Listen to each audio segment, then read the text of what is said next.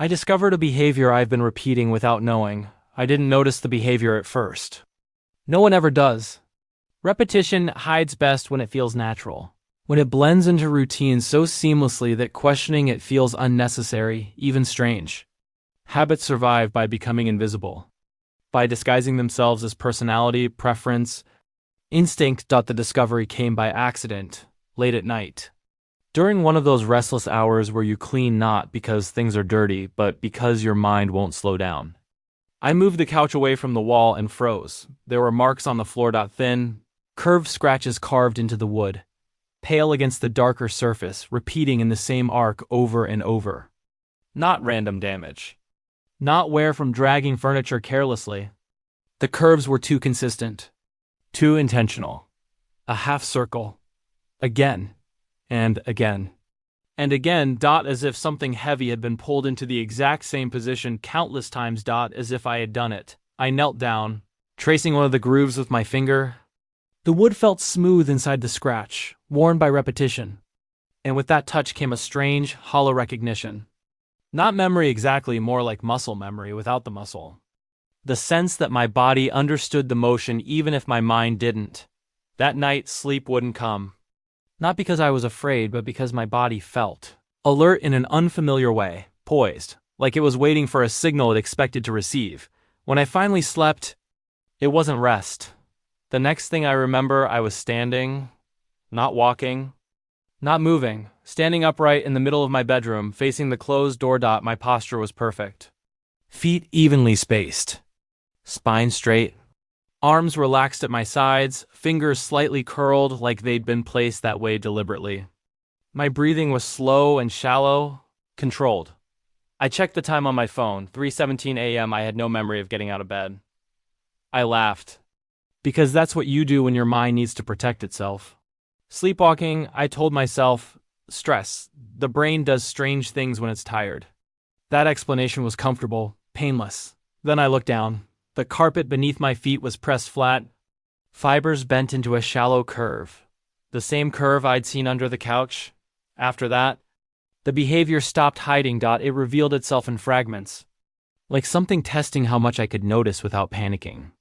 Notes appeared on my phone, short reminders, written in my voice but stripped of any warmth or hesitation. Stand straight. Same position. Don't interrupt the sequence. I didn't remember writing them, but worse than that, I understood them immediately. Not logically, but instinctively. The way you understand how to walk without recalling when you learned. I started paying attention to my body during the day. Little things. The way I aligned objects without thinking. How I adjusted my posture whenever I stood still for too long.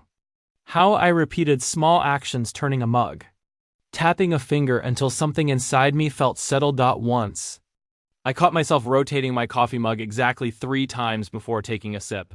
I forced myself to stop. My hand froze in midair. It wasn't pain. It wasn't fear. It was resistance. Like pushing against a joint that wasn't meant to bend that way. When I finally overrode it, nausea hit me so hard my vision blurred. I had to sit down, heart racing, stomach churning. The relief only came when I completed the motion 3 turns. Exactly as before. Something inside me needed the repetition. I set up my phone to record me while I slept. The first night showed nothing unusual. The second, the same. I almost convinced myself I was imagining everything. On the third night, at exactly 3:16 a.m., my eyes opened, not slowly. Not grog-ily. Instantly. My body sat up with smooth precision, as if guided by an internal command. I stood, adjusted my posture with a small, practiced movement, and walked out of frame. No hesitation. No searching glances. No confusion. I moved like someone who knew the path by heart. The time stomp didn't change. The camera didn't glitch.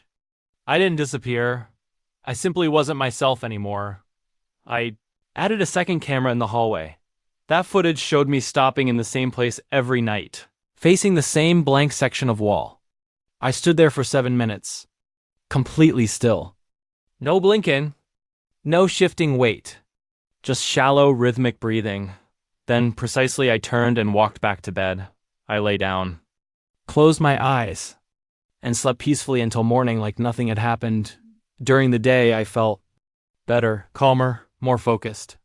My thoughts moved in straight lines instead of spirals. Anxiety dulled.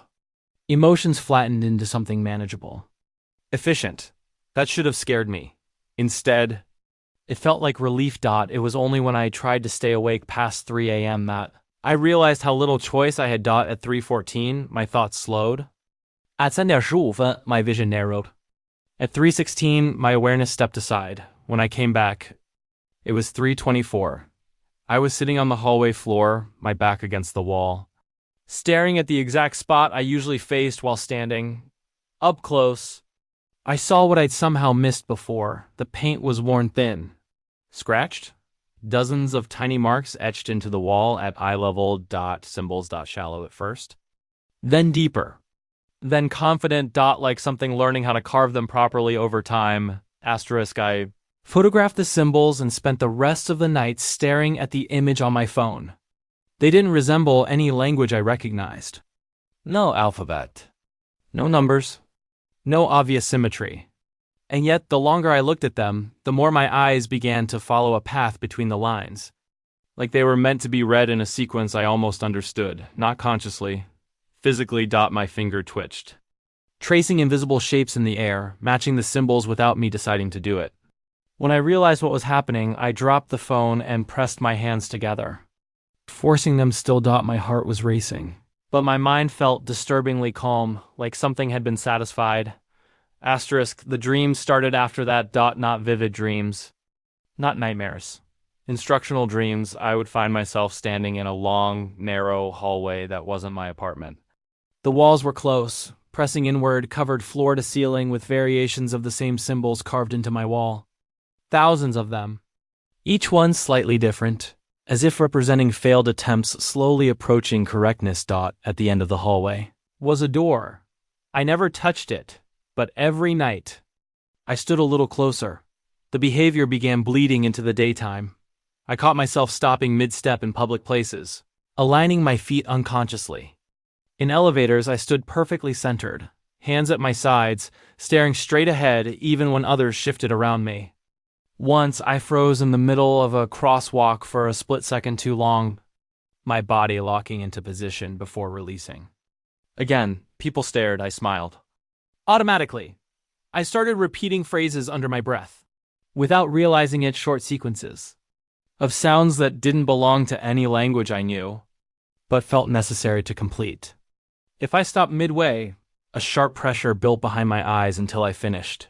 Completion mattered. I tried to disrupt the routine. I moved furniture in front of the marked wall. I covered it with thick plastic. I painted over it twice. That night, I stood facing the obstruction for 12 minutes. When I woke up the next morning, the furniture had been moved back into place. The plastic torn. The paint scraped away. The symbols were deeper now. My fingernails were cracked. My fingertips bruised. My hands ached like I'd been pressing them into something unyielding for a long time. Asterisk. The realization came gradually. Then all at once, this wasn't a habit. It wasn't sleepwalking. It wasn't a compulsion. It was maintenance. I wasn't learning the behavior anymore. I was preserving it, whatever the sequence was. Standing, aligning, facing the wall, carving symbols. It wasn't meant to be discovered. It was meant to continue unnoticed. Repeated precisely. Night after night. Like keeping something stable or sealed. Last night, the behavior changed. Instead of standing still, my right hand lifted on its own. My finger traced the symbols in the air with perfect accuracy, following curves I couldn't consciously recall. The movement felt ancient, automatic, confident. Then I knocked on the wall. Once, twice, 3 times. The sound that came back wasn't solid. It was hollow. The wall wasn't a wall. It was a door. When I woke this morning, the wall was warm. Not from sunlight. From the other side, the symbols are gone now, completely smooth like they were never there. But the curve in the carpet remains. The marks on the floor under the couch are deeper than ever, and there's something else. Faint outline on the wall where the door must be. Not visible unless the light hits it just right. A seam that only exists if you know how to stand. I stood there earlier today without meaning to. It felt correct. Asterisk. I don't think I started this behavior. I think I agreed to it. A long time ago. Long enough that the memory of agreeing was the first thing that needed to be erased, whatever is behind that wall. Doesn't want to come through all at once, it wants. Precision. Consistency. Someone.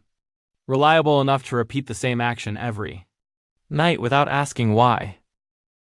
Tonight I won't try to stop it. I won't record it. I won't interrupt the sequence. Because the warmth is spreading, and the wall sounds different now when I breathe near it. Less hollow. More responsive, like something is almost finished on the other side. If I don't wake up tomorrow, don't assume something bad happened. Assume the behavior worked. Assume the repetition mattered. And if you ever find yourself standing somewhere at the same time every night, facing the same spot without knowing why, don't move. You might be holding something closed. And once you stop, it may finally remember how to open.